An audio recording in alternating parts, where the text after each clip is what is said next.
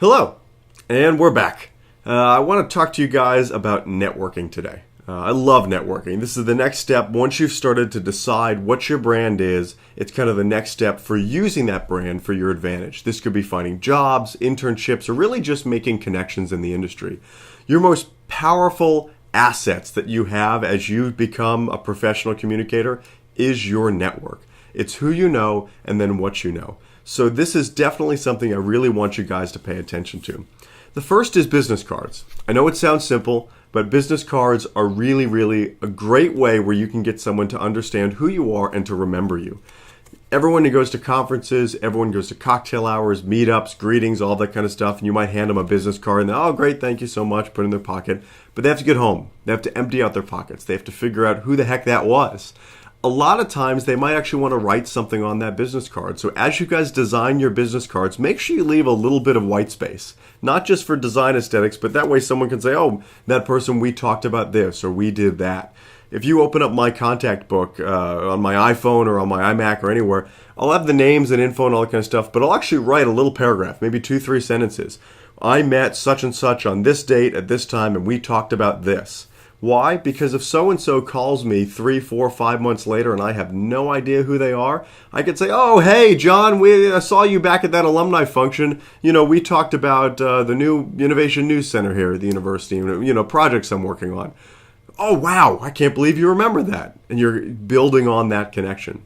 So business cards first and foremost, and make sure the design of your business card matches that cover letter and resume, matches that design on your website. Next is to the second part, websites.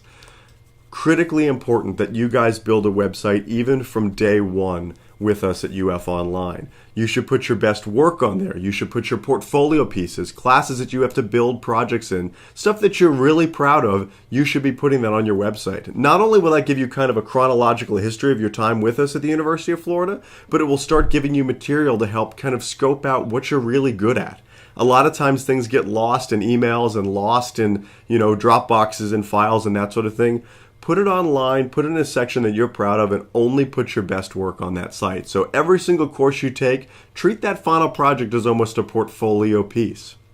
Especially once you get into the Sight, Sound, Motion course. You're going to be doing some amazing work in there with audio storytelling and video storytelling and photo storytelling and design. All of those projects are begging to be portfolio pieces on your website. As you build that website, also make sure that it matches that style of everything else. Again, that way that people can find out more about you. When you get into the social realm, especially professional, obviously your Facebook page, your Twitter page, your LinkedIn page should all link back to your website, but I want to talk about LinkedIn specifically. LinkedIn is kind of the unsung hero of professional networking. A lot of us don't think about it. We kind of create it because we think, oh great, it's a professional page, and we don't even touch it. The search engine tool in LinkedIn, even the free search tool, is phenomenal. If you say you're a graphic designer and you live in Pasadena, California, and you want to look for someone who you might want to start working with, you can search specifically for graphic designers in Pasadena, California that graduated from the University of Florida.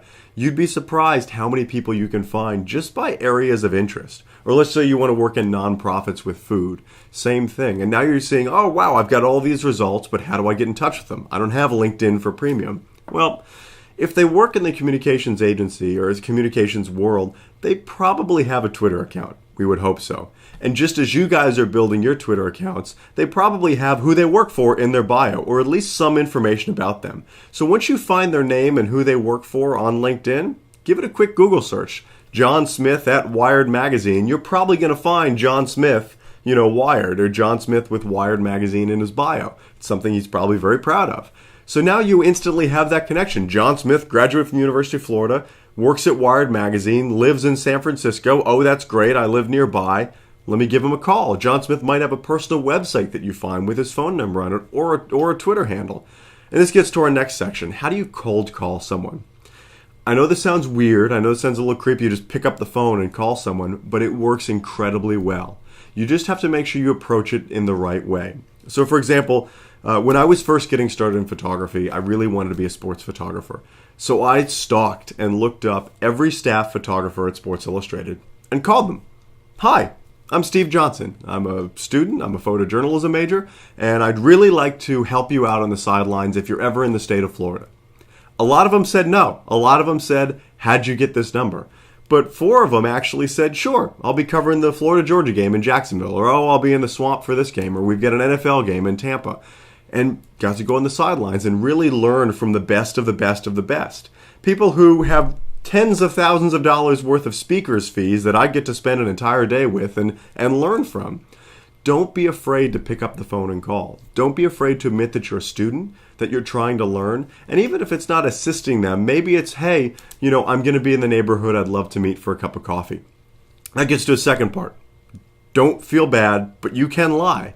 When I wanted an internship at the Miami Herald, I would call Rick Hirsch, who was the multimedia editor at the time, now the managing editor, and say, oh, hey, Rick, I'm visiting a friend of mine down in Miami. I'll be down, Tuesday through Friday. Would love to swing by the newsroom and take it out for a cup of coffee. And he'd go, oh, that sounds great. How does Wednesday at 4 o'clock sound? Wednesday at 4 is perfect. I would then call my friend in Miami and say, hey, I'm staying with you on Wednesday night.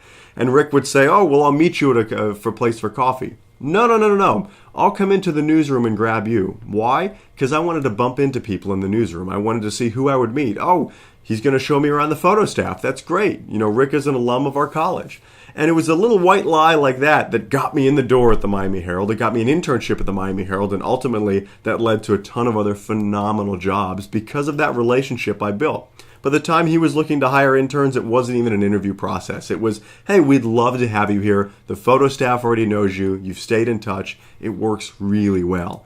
So when you're doing that cold call, try to find a common interest. An alumni of the University of Florida is obviously a really great one. You're already a Gator. It's an instant connection. But another one might just be where they grew up. Maybe look on their Twitter bio. Maybe read a little bit about them, if anything was written about them. And basically just cold call them or cold tweet and say, hey, I'm really interested in what you're doing. I'd love to hear more. And, like Professor Foley and Professor Tappet and everyone said, everyone in this industry should want to help you out. If they don't, they're probably not someone you want to work with. It's really important to make sure that you start building this network early. And if you get that initial contact, you were able to call that editor at that news organization, or you were able to get with that graphic designer or really work with that nonprofit, in your address book, write that down. And then write a paragraph below. We first made contact here, and then we talked about this. It goes a long, long way. The stalking part I know could sound a little bit creepy. You don't go overboard with it. We want to make sure that these people want to feel like you care about them and care about their profession, which you do. You want to learn from them. But make sure as you're going through, you don't creep them out. Like, oh, saw your Instagram. How was that Philly cheesesteak last night? Probably crossing the line. So try to put yourselves in their shoes, just like you put yourself in someone's shoes as you're trying to build for an audience. And each of these are a step.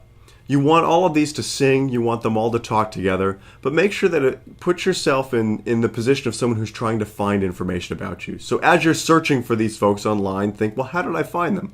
Okay, well, here are the things that they had. Maybe you want to also add those into your resume or add those onto your website to help showcase what you do. Again, everything you do here could be a portfolio piece and start to build what you do. And everyone you meet, you should definitely keep in contact with. Your Rolodex, which doesn't even exist anymore, but your digital Rolodex should be 2,000 deep by the time you're done with this degree at the university. Every professor you talk to, every person you meet, put in that information because you never know when that might come back.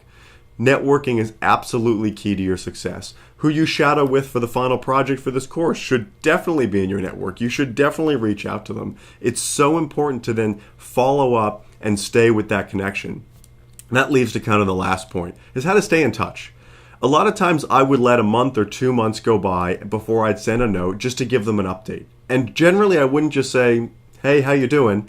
Oh, hey, I just finished this big project for my Sight Sound Motion course. Do you mind if I send it to you? Just let me know what you think of it. Or, I'd love to. It's on my website. It's in the portfolio section. Would love to see what you think. Or, hey, you're the editor at the Miami Herald. Awesome. Do you think you could put me in touch with your photo editor? I have a project I just finished and would love his or her opinion on it. These seeking out advice and questions and kind of playing the student card is building a relationship with these folks. And this works across industries.